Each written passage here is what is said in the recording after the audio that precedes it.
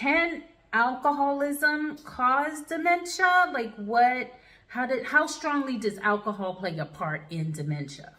So there is a type of dementia called alcohol-induced dementia that Oh, typically affects the frontal and temporal lobe, which is, FTD. Not saying that's what caused hers. I don't know. I'm not a medical doctor. I'm not treating her. But what I do know is abusing substances, not using substances, because I don't want people to think I can't drink a glass of wine. I can't drink, a little Grey oh, Goose or whatever it is your drink of choice is.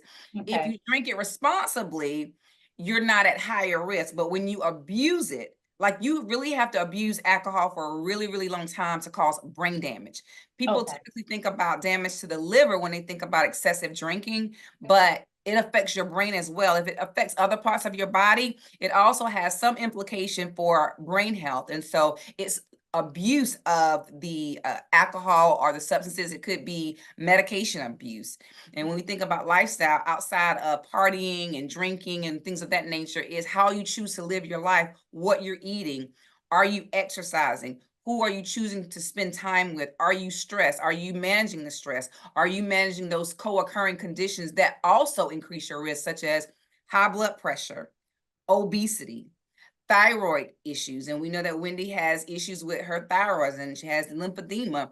Those types of co-occurring conditions or comorbid conditions, they do increase your risk of developing a progressive type of dementia.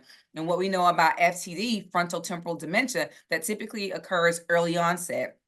And that means it happens earlier than the age of 65.